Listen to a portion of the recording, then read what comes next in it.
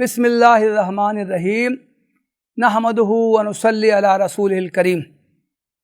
عید الاضحیٰ کا زمانہ قریب آتے ہی ایک سوال جو عام طور سے لوگوں کی طرف سے کیا جاتا ہے وہ یہ کہ ذی الحجہ کا چاند ہوتے ہی لوگوں کو منع کیا جاتا ہے کہ وہ اپنے بال نہ کٹوائیں، ناخن نہ ترشوائیں۔ دین میں اس کی کیا حیثیت ہے؟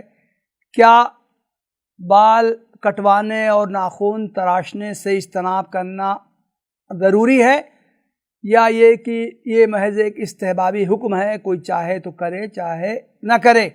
عام طور سے یہ سوال بہت سے لوگوں کی طرف سے آتا ہے۔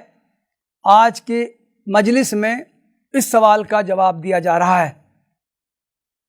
حدیث کی کتابوں میں ایک حدیث بیان کی گئی ہے، ام المومنین حضرت ام سلمہ رضی اللہ عنہا سے مروی ہے کہ اللہ کے رسول صلی اللہ علیہ وسلم نے ارشاد فرمایا، اذا دخل العشر واراد احدکم ان یضحی فلا یمس من شعرہ ولا من بشرہ شیئا۔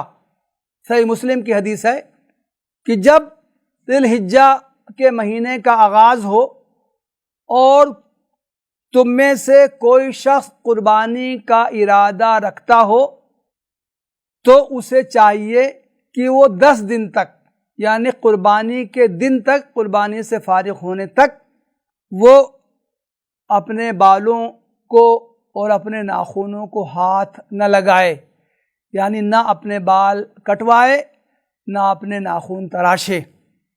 یہ حدیث صحیح مسلم میں اور دوسری کتابوں میں آئی۔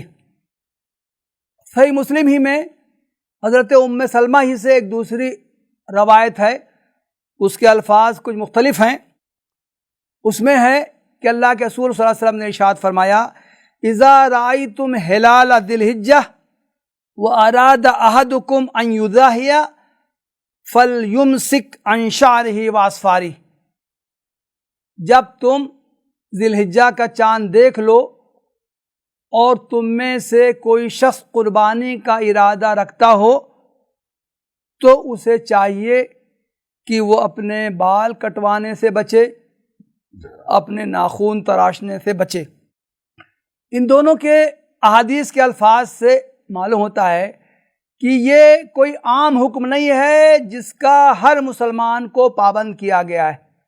ان دونوں احادیث میں یہ صراحت ہے کہ یہ بات صرف ان مسلمانوں سے کہی گئی ہے جو قربانی کا ارادہ رکھتے ہوں۔ دوسری بات یہ ہے کہ اس میں تاکید کا اسلوب نہیں اختیار کیا گیا ہے۔ ان احادیث کی بنا پر فقہا نے جب ان میں غور کیا تو ان کے نتائج میں کچھ فرق آیا۔ فقہا نے ان احادیث سے الگ الگ استنباط کیا ہے۔ امام احمد ابن حنبل اور ان کے مسلک کو ماننے والے فقہا کہتے ہیں کہ حدیث میں حکم دیا گیا ہے، حدیث میں بال کٹوانے اور ناخن کاٹنے سے صاف الفاظ میں یہ منع کیا گیا ہے، تو گویا کہ اس سے اجتناب واجب کا درجہ رکھتا ہے۔ لازمی طور سے قربانی کرنے والوں کو اس سے بچنا چاہیے۔ امام مالک اور امام شافعی کے مسلک کے فقہا کی رائے ہے کہ احادیث میں چونکہ ممانعت آئی ہے بال کٹوانے سے، ناخن تراشنے سے، اس لیے اس عمل کو واجب تو نہیں کہا جائے گا، البتہ اس کی حیثیت مسنون کی ہوگی۔ اللہ کے رسول صلی اللہ علیہ وسلم کا ایک حکم ہے تو اسے سنت کا درجہ حاصل ہوگا۔ بال نہ بنوانے کو، ناخن نہ ترشوانے کو مسنون عمل کہا جائے گا۔ البتہ اگر کوئی شخص بال بنوا لے، ناخن ترشوا لے تو اس کو کہا جائے گا کہ اس نے ایک مکروہ عمل کیا، ناپسندیدہ عمل کیا، اللہ کے رسول صلی اللہ علیہ وسلم کے ارشاد کی مخالفت کی اور فقہ میں مکروہ کے 2 درجے قرار دیے گئے ہیں، مکروہ تحریمی، مکروہ تنزیہی۔ اس کا شمار یہ فقہا مکروہ تنزیہی میں کرتے ہیں۔ البتہ احناف کے نزدیک یہ مکروہ بھی نہیں ہے۔ کوئی شخص ضرورت محسوس کرتا ہے تو وہ ذی الحجہ کا چاند ہونے کے بعد بھی بال بنوا سکتا ہے، ناخن تراش سکتا ہے۔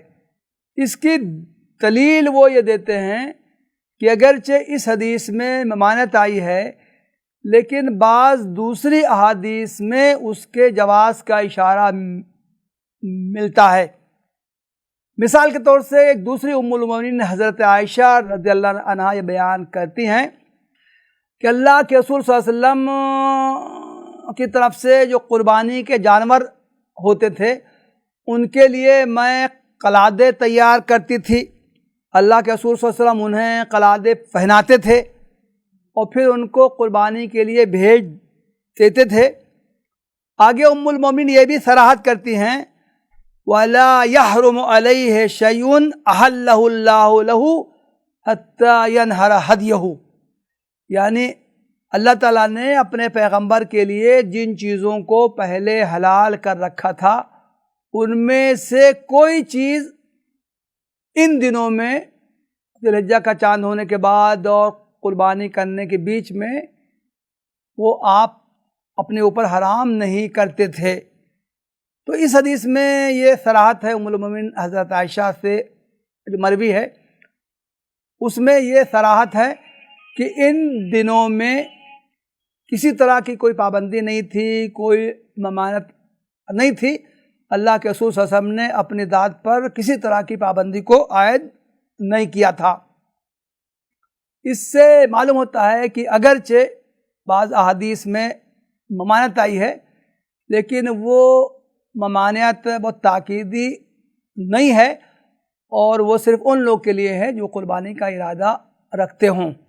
آخر میں یہ وضاحت مناسب معلوم ہوتی ہے کہ حدیث میں جو ممانعت آئی ہے اس کی حکمت کیا ہے۔ ہم سب جانتے ہیں کہ حاجی پر احرام باندھنے کے بعد متعدد پابندیاں ہو جاتی ہیں۔ ان میں سے یہ پابندی بھی ہے کہ نہ وہ احرام باندھنے کے بعد نہ وہ بال ترشوا سکتا ہے، نہ اپنے ناخن کاٹ سکتا ہے۔ تو حاجی سے مشابہت اختیار کرنے کی وجہ سے اس شخص کو بھی یہ حکم دیا گیا ہے جو کہ حج پر تو نہ گیا ہو لیکن وہ قربانی کا ارادہ رکھتا ہو۔ تو گویا کہ حاجی سے ایک گونا مشابہت کی وجہ سے یہ بات اس سے کہی گئی ہے کہ وہ ذی الحجہ کا چاند ہو جانے کے بعد نہ تو اپنے بال بنوائے اور نہ ناخن تراشے۔ خلاصہ یہ کہ یہ عمل جو ہے اس کا احادیث میں تو تذکرہ آیا ہے۔ اس تعلق سے ایک بات تو یہ ہے کہ یہ بات صرف ان لوگوں سے کہی گئی ہے جو قربانی کا ارادہ رکھتے ہوں۔ جن کو قربانی نہ کرنا ہو وہ اس حکم کے مخاطب نہیں ہیں۔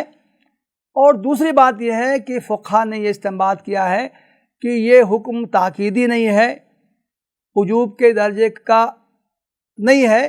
وجوب کی بات صرف امام احمد بن حنبل نے کہی ہے، امام مالک اور امام شافعی نے اس کو سنت کا درجہ دیا ہے، جبکہ امام ابو حنیفہ کی رائے ہے کہ اس کو سنت بھی قرار دینا صحیح نہیں ہے، یہ عمل استحباب کے درجے میں ہو سکتا ہے، اور اگر کسی شخص کو کوئی مجبوری ہو، کوئی ضرورت ہو تو وہ ان دنوں میں بھی بال بنوا سکتا ہے، ناخن تراش سکتا ہے۔ اللہ کے رسول صلی اللہ علیہ وسلم کا ایک ارشاد ہے، تو ہم میں سے جو لوگ قربانی کرنے کا ارادہ رکھتے ہوں ان کو اس پر عمل کرنے کی کوشش کرنی چاہیے۔ اگر کسی کو کوئی عذر ہے تو اس کا عذر قابل قبول ہوگا۔ وآخر دعوانا ان الحمدللہ رب العالمین۔